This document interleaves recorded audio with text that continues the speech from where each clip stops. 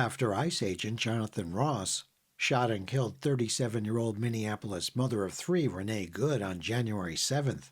Vice President J.D. Vance and other Trump regime officials stated that Ross and all ICE agents are protected by absolute immunity from prosecution. But according to legal experts and constitutional scholars, this claim is false. In fact, ICE and Customs and Border Protection agents who engage in violent, illegal conduct on the job can face state criminal penalties, including prison time.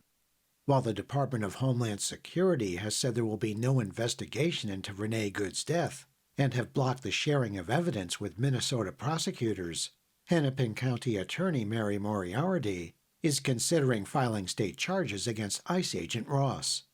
After CBP agents killed Minneapolis ICU nurse Alex Preddy on January 24th, the Department of Justice said its Civil Rights Division will be investigating the shooting. But just as in the Good case, the Trump administration has refused to cooperate with local officials.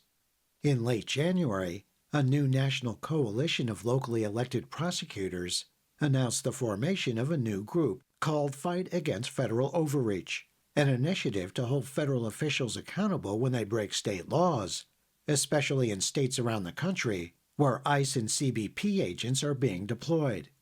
Your reporter spoke with Fairfax County, Virginia Commonwealth's attorney Steve Descano, a co-founder of the new group, who talks about its mission amid growing concerns about warrantless entries, unlawful detentions, and violent tactics employed in its raids and other local operations. The mission of the organization, which, as you mentioned, is a collection of elected prosecutors from around the country, is we believe that we're protecting the rule of law. I think everybody in our organization was sickened and appalled by what happened to Alex Preddy and Renee Good. And I think that we all came together recognizing that if we don't stand up for the rule of law, we're going to lose this country. So really what we have is a bunch of prosecutors who are taking the brave stand to let these federal agents know, regardless of what the president, what Stephen Miller, what anybody told you, you don't have federal immunity or you don't have full immunity. And if you come into our jurisdictions and you commit state crimes, we're going to do everything that we can to make you answer for state authorities. Because at the end of the day, if we can't uphold the Constitution, we're in really, really bad shape in this country. And that's, kind of what we're trying to do here.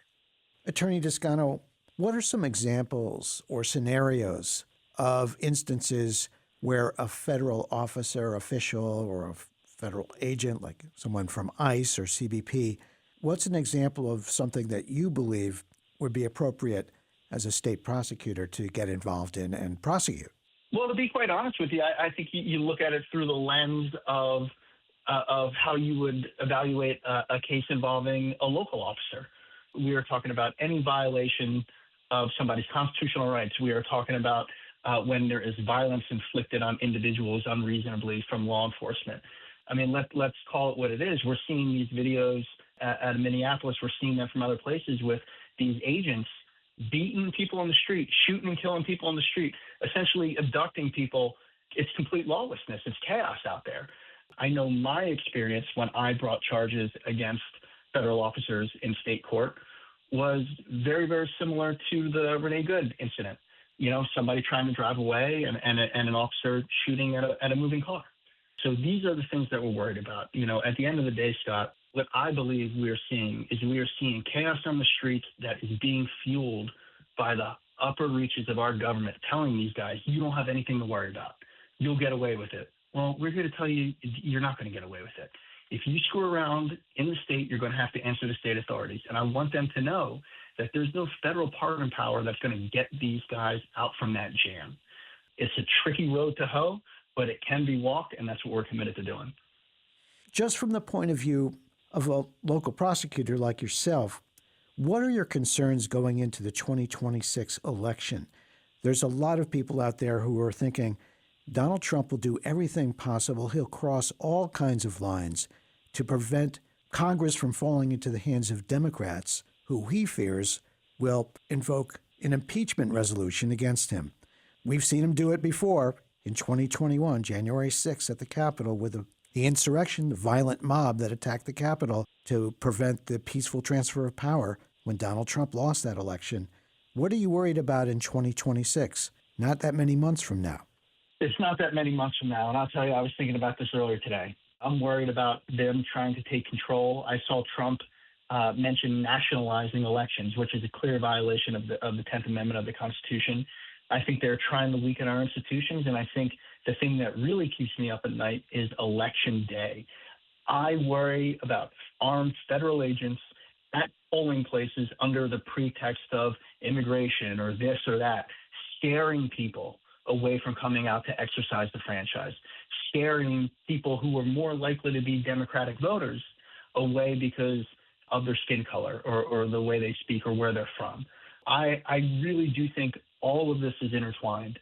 And the thing that keeps me up at night is that not only will we not have free and fair elections, but that on actual election day, there will be armed federal agents trying to ensure Donald Trump wins and that there will be violence in the streets. And by the way, when we talk about fighting against federal overreach, that's some of what we're talking about as well, right? We're talking about our elections, but also, election integrity. Those are the types of cases that we as prosecutors handle as well. So trust me, we're not just thinking about what's happening in Minneapolis today. We're thinking about what's happening in the polling place 7 months from now. That was Fairfax County, Virginia Commonwealth's attorney Steve Descano, a co-founder of the new group called Fight Against Federal Overreach.